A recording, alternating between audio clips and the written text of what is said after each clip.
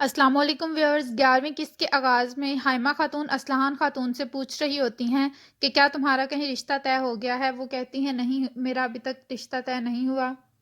حائمہ خاتون کہتی ہیں اگر تمہیں کوئی پسند ہے تو اس سے صورتحال زیادہ بہتر ہو سکتی ہے۔ اسلحان کہتی ہے جو میرے والد کریں گے میں اسی میں خوش ہوں گی۔ ایک طرف آرتک صاحب ارطغرل کو وہ خط دیتے ہیں اور بتاتے ہیں کہ صورتحال ہمارے سوچ سے بھی زیادہ گمبھیر ہے۔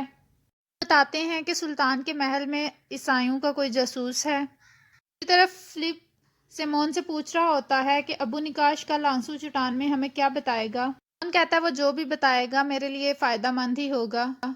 تم فلپ میرے سب سے اچھے کارکن ہو۔ ہینا ماریا کہتی ہے جی۔ پھر وہ سجاجگر کو پوچھتا ہے کام کیسا جا رہا ہے؟ وہ کہتا ہے ٹھیک جا رہا ہے، اگر کچھ غلط ہوتا ہے تو میں اس کو ٹھیک کر دیتا ہوں۔ سیمون کہتا ہے تم جتنی چاہے شراب پی سکتے ہو۔ ترگت وہاں پہ چلتا ہوا آ جاتا ہے۔ ماریا کہتی ہے تمہیں بھوک لگی ہوگی، میں تمہیں کھانا دیتی ہوں۔ سیمون کہتا ہے محصولات میں کوئی مسئلہ تو نہیں ہوا تھا؟ ترگت کہتا ہے نہیں ہوا تھا۔ دوسری طرف کائی قبیلے کا منظر شروع ہوتا ہے۔ اسلحان خاتون اور حلیمہ خاتون کام کر رہی ہوتی ہیں اور حائمہ خاتون گندوز کو سلا رہی ہوتی ہیں، ساتھ ساتھ وہ حلیمہ خاتون سے باتیں کر رہی ہوتی ہیں۔ حلیمہ خاتون کہتی ہیں گندوز ارطغرل کے آنے تک خیمے میں واپس آ جاتا ہے اور سارا دن وہ تلوار سے کھیلتا رہتا ہے۔ اسلحان خاتون کہتی ہیں ارطغرل جیسے بہادر سردار کا گندوز جیسا بیٹا ہی ہونا چاہیے۔ حائمہ خاتون کہتی ہیں کہ میرا پوتا بالکل ارطغرل اور اپنے دادا جیسا بہادر ہوگا۔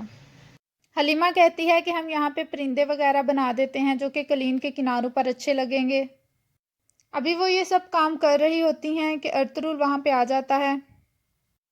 ارطغرل اسلحان خاتون سے کہتا ہے آپ سے مل کر مجھے خوشی ہوئی خاتون۔ اسلحان خاتون کہتی ہے جی میں نے کچھ کام کرنا تھا اس لیے اب آپ کے قبیلے میں مہمان بنی، اب مجھے اجازت دیں۔ پھر وہ اپنے خیمے میں چلی جاتی ہے اور سونے کی تیاری کرتی ہے اور سوتے ہوئے اس کی خیالوں میں ارطغرل آ جاتا ہے کیونکہ وہ ارطغرل کو پسند کرنا شروع ہو گئی ہے۔ اسے بازار والا سین آ جاتا ہے اس کی نظروں میں اور پھر وہ حلیمہ خاتون کے بارے میں سوچتی ہے اور پریشان ہو جاتی ہے کہ مجھے ایک شادی شدہ شخص کے بارے میں سوچنے کا کوئی حق نہیں۔ دوسری طرف ارطغرل اور حلیمہ اپنے خیمے میں موجود ہوتے ہیں۔ ارطغرل گندوز کے پاس بیٹھا ہوتا ہے، حلیمہ اپنا کام کر رہی ہوتی ہے۔ ارطغرل حلیمہ کو کہتا ہے تم مجھے پریشان لگ رہی ہو۔ حلیمہ کہتی ہے میں صرف اپنا کام اچھے طریقے سے سر انجام دینا چاہتی ہوں، اس کے علاوہ کوئی پریشانی نہیں ہے۔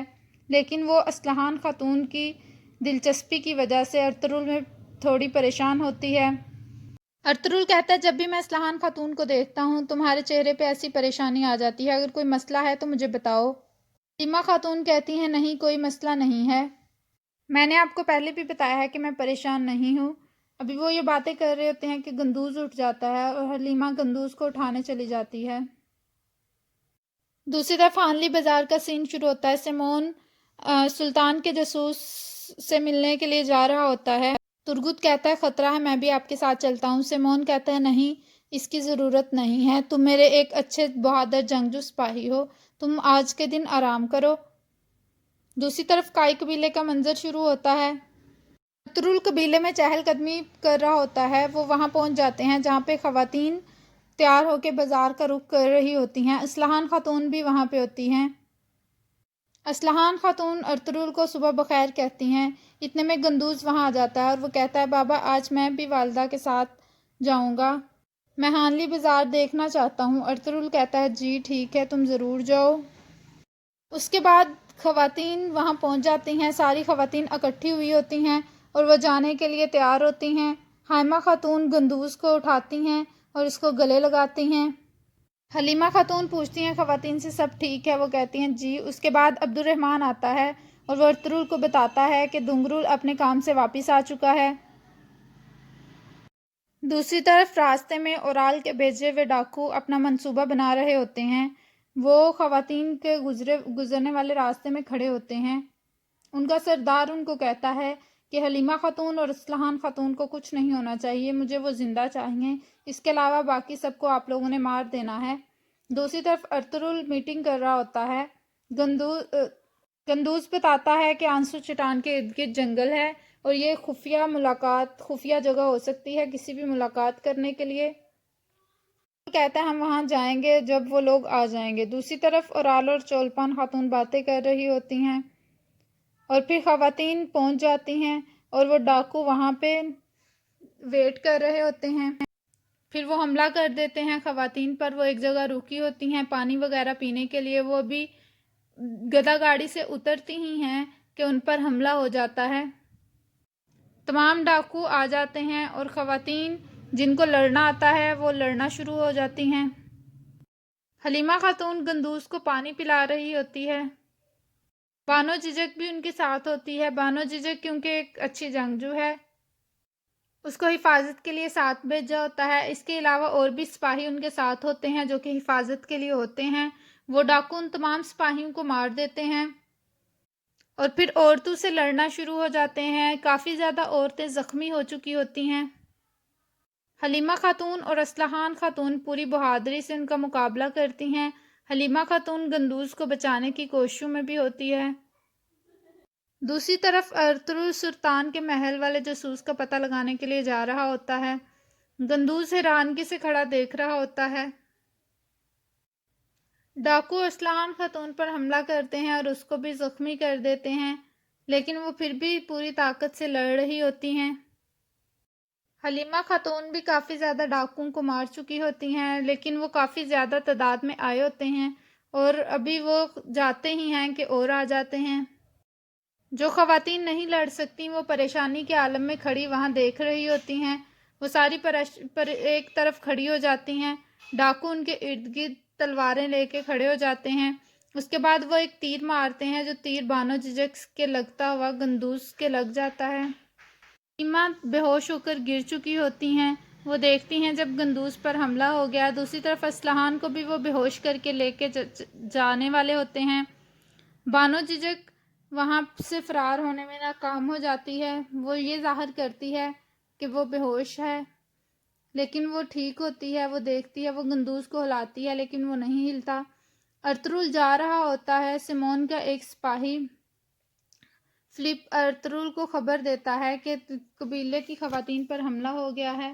سامسا کہتا ہے ہم بھی آپ کے ساتھ جاتے ہیں۔ ارطغرل کہتا ہے نہیں، تم لوگ جس کام کے لیے جا رہے ہو وہاں جاؤ، میں جا کر دیکھتا ہوں کہ کیا ہوا ہے۔ ارطغرل انتہائی پریشانی کے عالم میں وہاں سے نکلتا ہے۔ باقی سارے سپاہی جو اپنے مقصد کے لیے جا رہے ہوتے ہیں وہاں جاتے ہیں۔ دوسری طرف آنلی بازار کا سین شروع ہوتا ہے۔ ترگت ایک جگہ بیٹھ کر کھانا کھا رہا ہوتا ہے۔ گندوز آتا ہے۔ ماریا یہ سب کچھ دیکھ رہی ہوتی ہے۔ گندوز اس سے کہتا ہے کہ تم قبیلے واپس آؤ۔ ترگت کہتا ہے میں کتنی دفعہ بتا چکا ہوں میں قبیلے واپس نہیں آؤں گا، اور وہ اسی طرح لڑتے لڑتے اس کو کھاد دے دیتا ہے۔